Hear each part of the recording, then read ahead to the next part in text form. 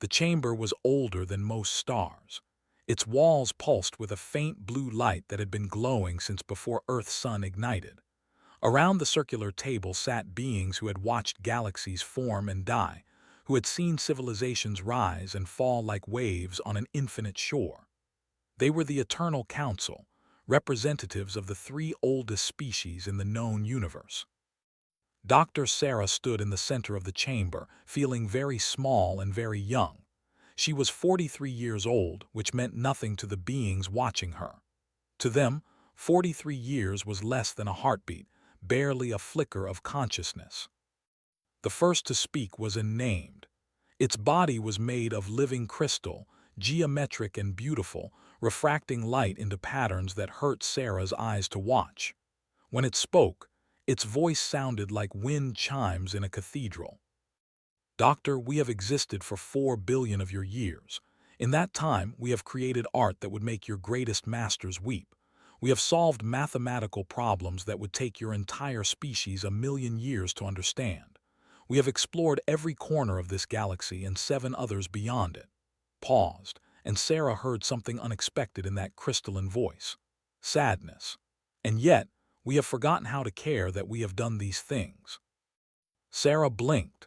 She had expected many things when the immortal races first contacted humanity 5 years ago. She had expected wonder, perhaps fear, maybe even worship of these ancient beings. She had not expected this. The second being spoke, its form shifting and flowing like living light. Radiance of the had no solid body, just pure energy held together by forces Sarah couldn't begin to understand. We have been watching your species, Doctor. We have been watching you very carefully. Sarah felt a chill run down her spine. Watching us. Do not be alarmed, Radiance said, its voice like music played on instruments that didn't exist. We mean you no harm. We watch because we do not understand. Your species lives for what we consider an instant. 70, 80, perhaps 100 of your years if you are lucky. And yet you burn, finished the third voice. Stone of Ages was a being of living silicon whose consciousness was spread across a body the size of a small building. It moved slowly, spoke slowly, thought and measured in centuries. You burn with an intensity we have not felt in epochs. You create knowing your creations will outlive you. You love knowing you will lose what you love. You celebrate each day as though it were precious. We do not understand this.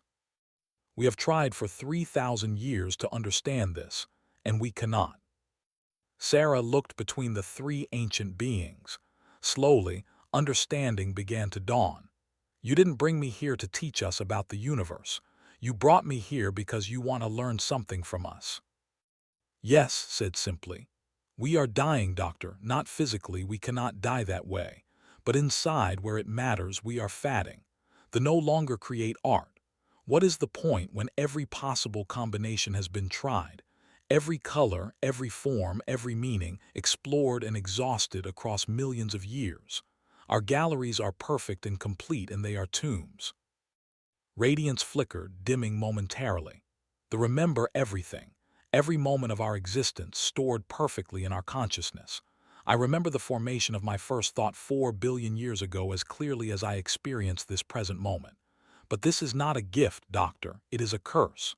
When every moment is equally clear, equally accessible, then no moment is special.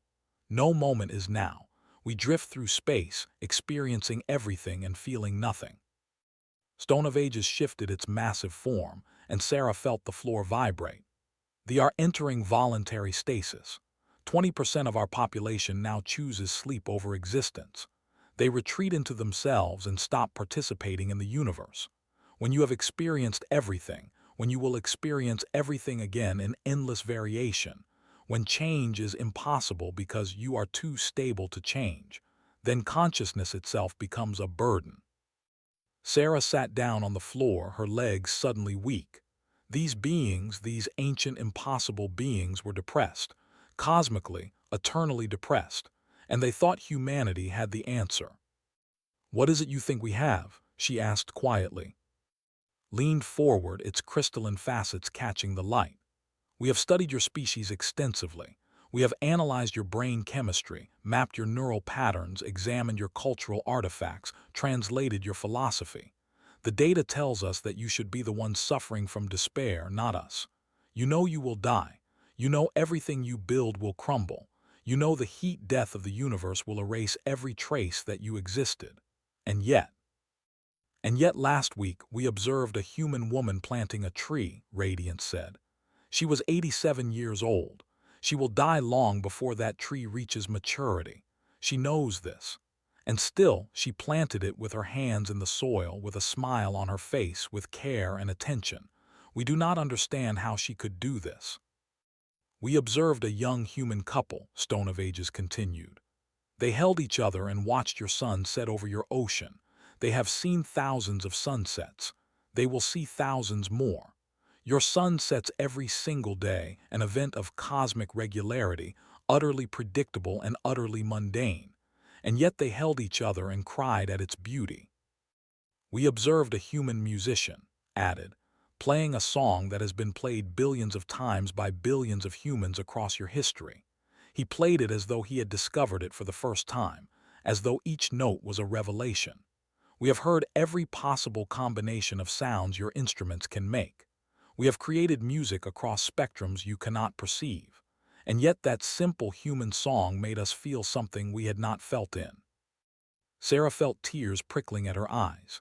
She thought about her daughter, Emma, who was 7 years old. She thought about how Emma had run to her yesterday after school, bursting with excitement about a drawing she had made, a simple crayon picture of their house and family.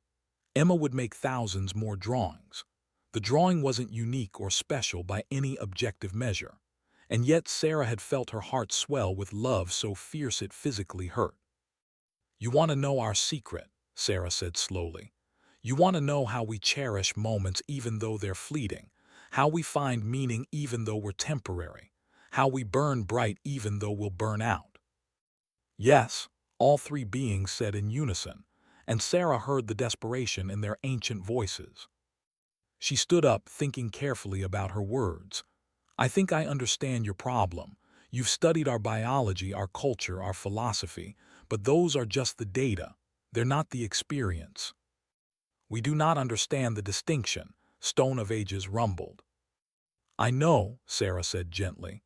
"That's the problem. You're trying to understand life from the outside, like reading about what chocolate tastes like instead of eating it. You want to know how humans cherish fleeting moments. You need to experience what fleeting actually means." Facets shifted in what might have been confusion. "But we do not experience fleeting. We experience eternal. This is our nature. We cannot change what we are." "Maybe not," Sarah agreed. "But maybe you can learn to see differently, to feel differently." She took a deep breath. "I'll help you. I'll teach you what humanity knows about making moments matter, but I need to warn you of something first." "What warning?" Radiance asked. Sarah met the being's gaze, or what passed for a gaze in its flowing form. "Learning to see as humans do might hurt more than the numbness you're trying to escape. Because here's the thing about cherishing moments, because they're fleeting, once you learn to do it, once you really understand it, you'll feel loss for the first time in billions of years. You'll feel grief. You'll feel the pain of things ending. Are you ready for that?" The three ancient beings were silent for a long moment, then spoke, its voice softer than before. "We have existed for billions of years without truly living. We would rather feel pain than feel nothing at all." "Then we'll begin," Sarah said. "But we won't do this through analysis or study. We're going to do this through immersion. I'm going to bring volunteers from each of your species to Earth. You're going to live among us. You're going to watch us, not as scientists studying specimens, but as students learning from teachers. You're going to see how we live with our mortality every single day." "And this will teach us your secret?" Stone of Ages asked. Sarah smiled sadly. "If there's one thing humans understand, it's that some lessons can't be taught. They can only be lived. You'll see what I mean soon enough." The Eternal Council agreed, and plans were made. Within a month, 3 immortal beings would arrive on Earth, ancient and powerful and desperate to understand the one thing their infinite existence had never taught them: how to be truly alive. Sarah looked at them one last time before she left the chamber. Three beings who had seen the birth and death of stars, who had witnessed the universe's greatest wonders, who had existed longer than humanity could comprehend. And all they wanted was to learn how to feel what a 7-year-old child felt when showing her mother a crayon drawing. She hoped she could teach them, but more than that, she hoped they were ready for what they would learn. The transport shuttle touched down in Portland, Oregon on a gray Tuesday morning. Sarah had chosen the city carefully, not for any particular significance, but for its very ordinariness. The Immortals needed to understand normal human life, not the extraordinary parts. Arrived first, its crystalline form compressed down to roughly human size, though it still caught the light in impossible ways. People stared as it walked through the airport, but Portland was strange enough that no one did more than take a few pictures. "This is the place?" asked its voice quiet. "This is where you'll be staying," Sarah confirmed. She led them to a small house in a residential neighborhood. "Your teacher lives next door. Her name is Maya Torres." "Teacher?" Facets shifted in confusion. "I understood that you would be instructing us." "I'm the coordinator," Sarah explained. "But I can't teach you what you need to learn. Only humans living their lives can do that." She knocked on the door of the neighboring house. The woman who answered was thin, her skin pale, her eyes tired but warm. She looked to be in her 30s, though Sarah knew she was actually 28. Cancer aged people faster than time did. "You must be," Maya said, smiling. "Sarah's told me about you. Come in, please." Hesitated. "I do not understand the parameters of this instruction. What will you teach me?" Maya's smile softened. "I'm going to live my life. You're going to watch, that's all." She held the door open. "I made tea if you drink tea. Sarah said you don't need to eat or drink, but I figured it was polite to offer."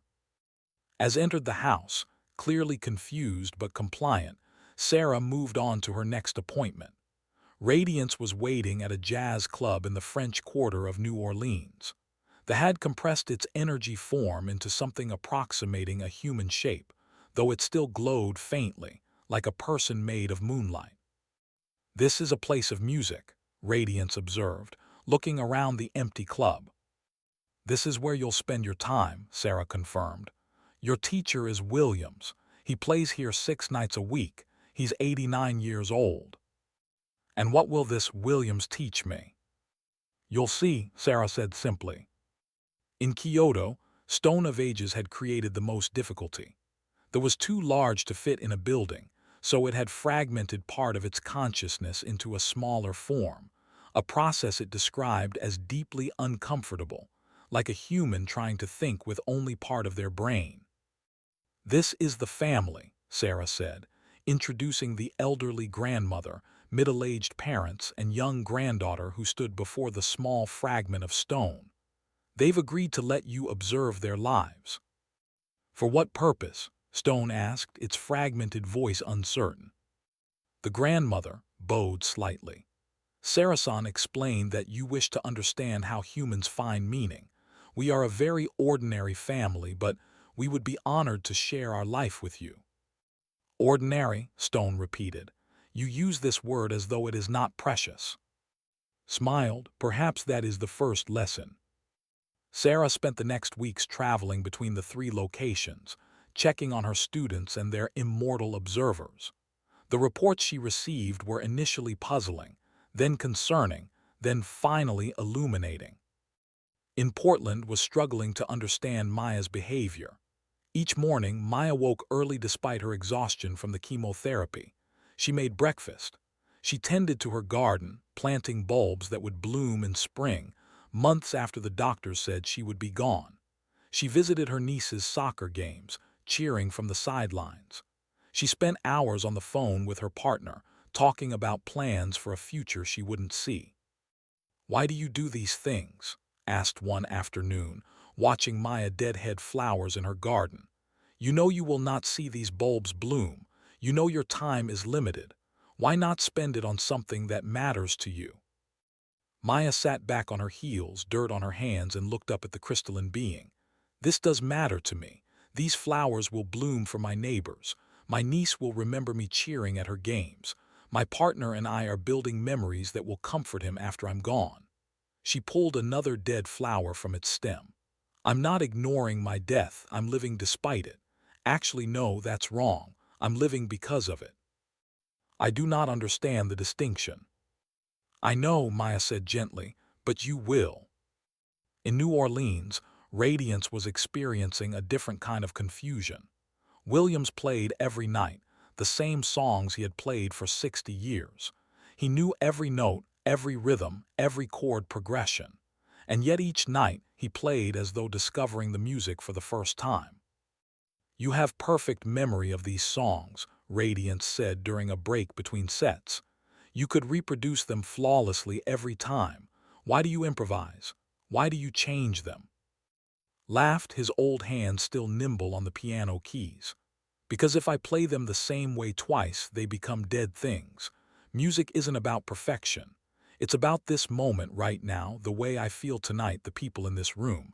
Last Tuesday's show is gone. Tomorrow's show hasn't happened. There's only right now. But you remember last Tuesday, Radiance insisted. You remember every performance you have ever given. How do you make this moment different from those memories? Looked at the glowing being and his expression grew thoughtful. You want to know the truth? I deliberately forget. Not everything, but enough. I let the details blur so each night can feel fresh. Some musicians record everything, archive every performance, hold onto every moment. I used to do that. But I found that the more I held onto the past, the less room I had for the present. Radiance flickered, its form destabilizing momentarily. You choose to forget. You deliberately discard your memories. Not discard, corrected. Let go, there's a difference. In Kyoto, Stone of Ages observed the family with growing fascination. Each evening, grandmother taught her granddaughter the traditional tea ceremony. The ritual was the same each time, performed exactly as it had been performed for generations. And yet it was never the same. The movements are identical, Stone observed. The words are identical. The ceremony has not changed in centuries. How is this not the stasis that afflicts my people? Smiled as she guided its hands through the precise motions. The ceremony is the same, but the people performing it are always different. I'm not the same woman who learned this from my grandmother 50 years ago, is not the same girl she was yesterday. We change, even as the ritual stays constant. The tea ceremony is a river, Stone-san, not a pond. It flows and moves even when it looks still. But you will die, Stone said bluntly. And will die. The ceremony will continue, but you will not. Yes, agreed calmly. That is exactly right, and that is exactly the point. I am teaching so that when I am gone, the ceremony continues. But it will be different because we'll bring herself to it, her own understanding, her own slight variations. And someday we'll teach her granddaughter and it will change again. We live on through transformation, not preservation. Stone of Ages was silent for a long time. You build immortality through accepting mortality. Now you're beginning to understand, said. Sarah watched the progress reports with growing hope and growing concern. The Immortals were learning, yes, but they were also beginning to experience something unprecedented, emotional pain. Had spent 3 months with Maya now. The had watched her teacher grow weaker, watched the chemotherapy strip away her strength, watched her cancel plans and give up activities one by one. And for the first time in 4 billion years, felt something it had never felt before. Dread. Dread for what was coming, dread for the loss that was approaching. I do not like this feeling, admitted to Sarah during one of her check-ins. I understand now why you warned us. Maya is teaching me to see each moment with her as precious because there are limited moments. But the cost of this seeing is that I will lose her, and I find that I do not want to lose her. That's grief, Sarah said softly. You're feeling grief in advance. We call it anticipatory grief. "It hurts," said, and its crystalline voice cracked in a way that should have been physically impossible. "Yes," Sarah agreed. "Yes, it does." The crisis came on a Thursday in late autumn. Sarah received 3 emergency messages within an hour of each other. All 3 immortals needed to speak with her urgently. She arrived in Portland first, where she found in Maya's garden. Maya was in hospice now, her body finally giving up its fight. She had days, perhaps hours left. "I cannot do this," said its form trembling. "I cannot watch her end. In 4 billion years I have never experienced an ending. Stars have died, planets have cooled, civilizations have fallen, but I have always continued. I have never lost something that mattered to me because nothing has mattered to me. But Maya matters, and she is ending, and I do not know how to bear this." Sarah knelt beside the crystalline being. "This is the lesson. This is what you came to learn. Humans bear this every single day. We love people knowing we'll lose them. We create things knowing they'll break. We plant gardens knowing we'll never see them fully grown. We do it anyway because the alternative is worse." What is the alternative? Never loving at all, never caring, never letting anything matter. Sarah looked at the bulbs Maya had planted, small green shoots beginning to emerge. Maya is dying, yes, but she lived, really lived. These 3 months you've spent with her, have they felt more real than the millions of years before? Was quiet for a long moment. Then, softly, "Yes. These 3 months feel more real than all the time before. I do not know if I am grateful for this or angry about this." "Most humans feel both," Sarah admitted. "Come on, let's go see her." Maya was awake when they entered her room, though barely. She smiled when she saw, a pale echo of her usual brightness. "Hey there, beautiful," she whispered. "You've been avoiding me." "I was afraid," admitted, moving close to the bed. "Of watching me die."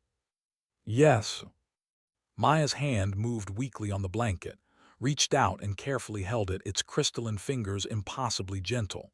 "That's okay," Maya said. "I'm a little afraid too, but I'm also grateful. These months with you, teaching you to see what I see. It made everything feel more meaningful, like my life mattered not just to me but to something ancient and eternal. Thank you for that gift." "You gave me the gift," said, and Sarah heard this voice breaking with genuine emotion. "You showed me how to feel. You showed me that moments can matter even when they end. You showed me." The crystalline being paused, searching for words. "You showed me how to be alive." Maya smiled. "Then we both won," she whispered. She died an hour later peacefully, withholding her hand. And for the first time in 4 billion years, and experienced true grief. Its crystalline structure cracked, a thin fracture running through its core that would never fully heal. The being stood in Maya's garden, shaking with sobs that sounded like breaking glass. But amid the pain felt something else too. Gratitude, love, the fierce, painful joy of having known someone, truly known them for however brief a time. The 3 months with Maya, infinitesimal against the backdrop of eternity, felt more precious than all the ages before. In that moment of breaking, of finally feeling loss, understood what Maya had been teaching all along. The secret wasn't that humans cherished moments despite their briefness. It was that humans cherished moments because of their briefness. Scarcity created value. Endings created meaning. Mortality created life. Stood in the garden, crying its first tears, and understood what it meant to be alive. The transformation didn't happen all at once, but it happened. In New Orleans, Radiance experienced its own revelation. Had been teaching his approach to music for 5 months now, but the breakthrough came during an unexpected moment.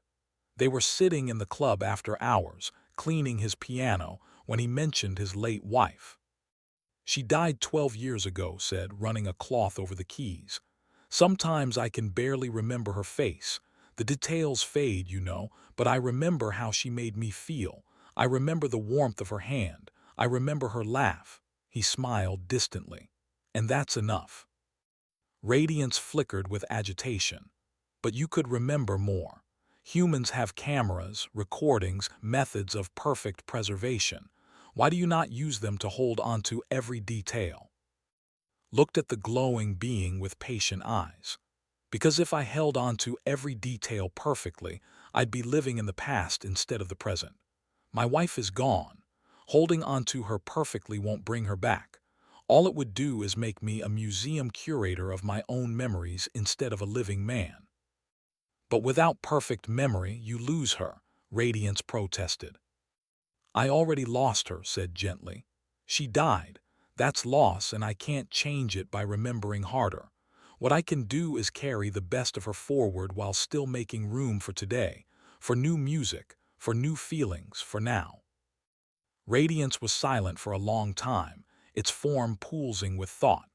Then, slowly, deliberately, it did something that should have been impossible. It began to segment its memory, creating boundaries where none had existed before. The being took 4 billion years of perfect recollection and started letting parts of it blur and fade. The other detected this immediately. Radiance's home world received emergency signals. What Radiance was doing looked like self-mutilation, like deliberately causing brain damage. But when Sarah asked Radiance about it, the being's response was unexpected. It hurts, Radiance admitted. Letting go of perfect memory hurts like losing parts of myself, but is right. Perfect memory means every moment in my existence is equally present. The formation of the first stars 4 billion years ago is as vivid and immediate as this conversation. That sounds like a gift, but it means nothing is now. Everything is a flat, eternal present with no distinction, no hierarchy, no special moments. The being brightened, its form more solid than Sarah had ever seen it. But watch this. Radiance moved to the window, looking out at the sunrise over the Mississippi River. I have seen billions of sunrises. I remember each one perfectly, or I did, but I have been deliberately letting those memories fade, blur, and settle into the background. And now when I look at this sunrise, the being's voice filled with wonder. It is beautiful, not compared to other sunrises. Not as a data point in an infinite collection, just beautiful here and now in this moment. Sarah watched tears run down her own cheeks as she witnessed a 4 billion-year-old being discover what it meant to be present. Radiance began teaching others this practice of sacred forgetting. Many resisted, horrified by the idea of deliberately discarding memories, but those who tried it reported something remarkable. They began to feel again. Emotions that had been flattened by infinite recollection started to have depth and weight. Joy felt like joy instead of just another recorded state. Sadness had meaning because it wasn't eternally present anymore. They learned what humans had always known. To fully experience the present, you had to be willing to let go of the past. In Kyoto, Stone of Ages faced the deepest challenge.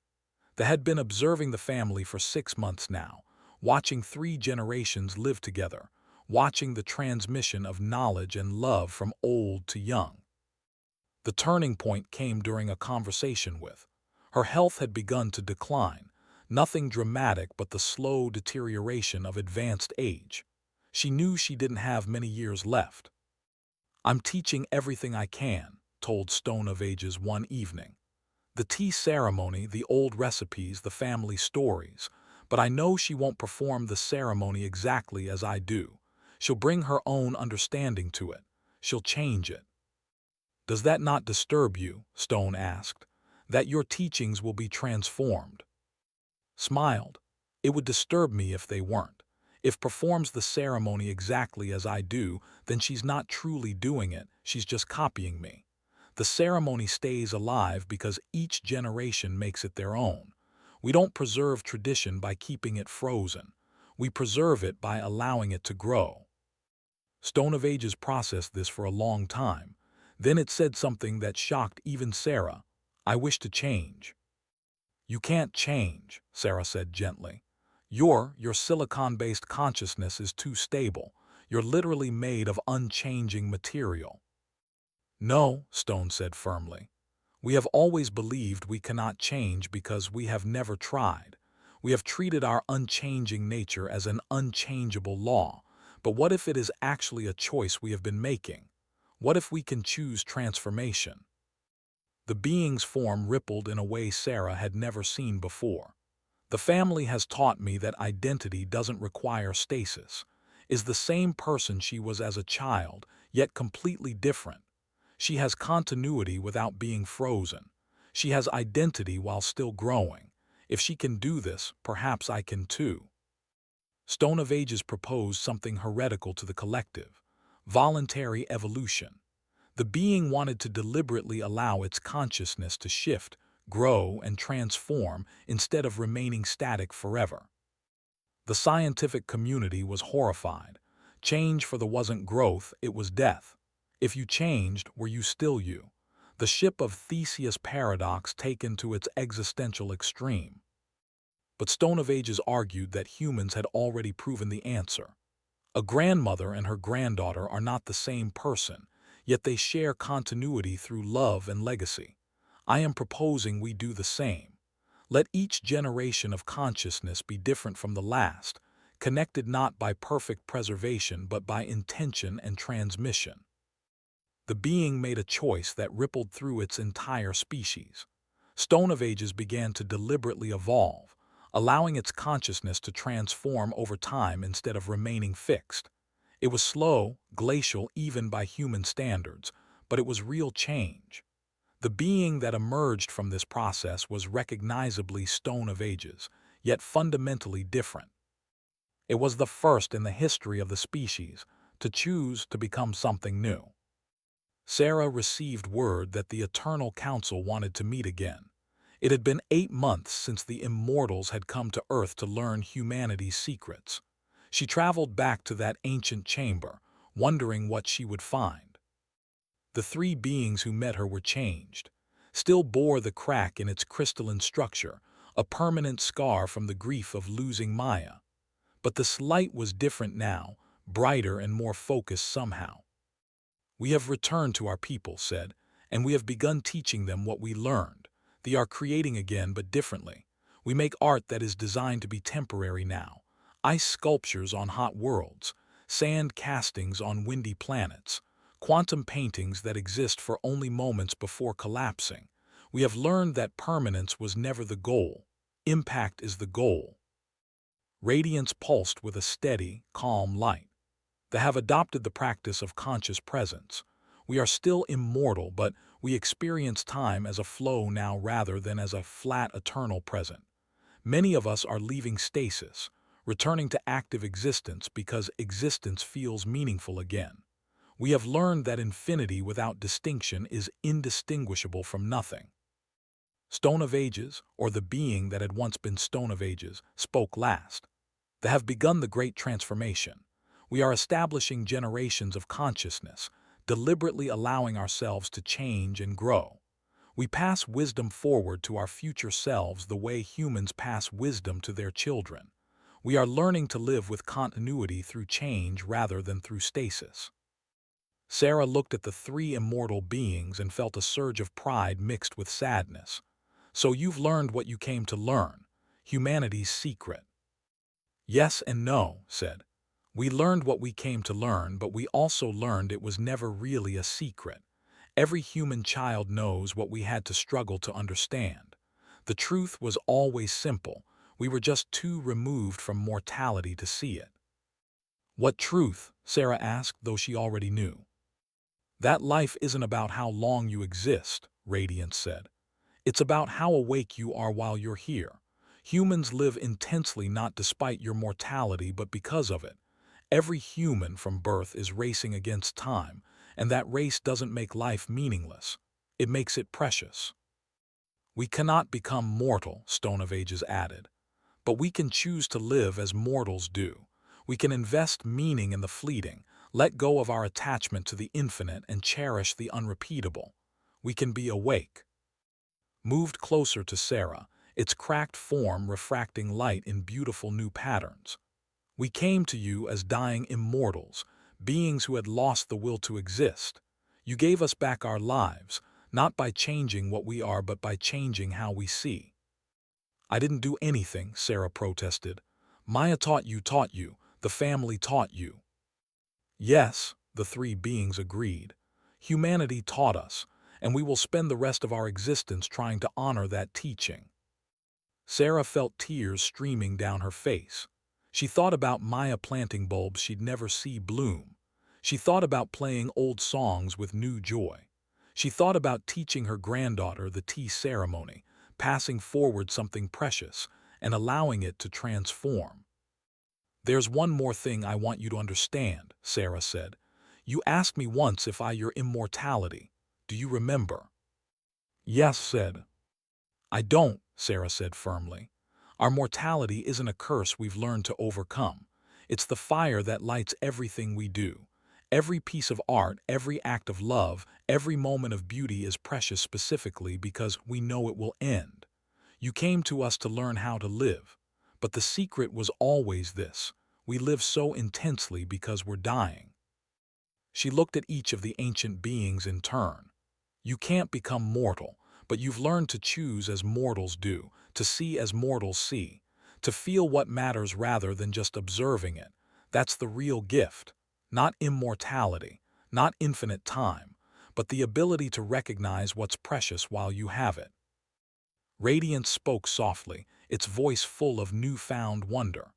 When Maya was dying, stayed with her. Those final hours experienced time the way you do, where each moment mattered because it would never come again.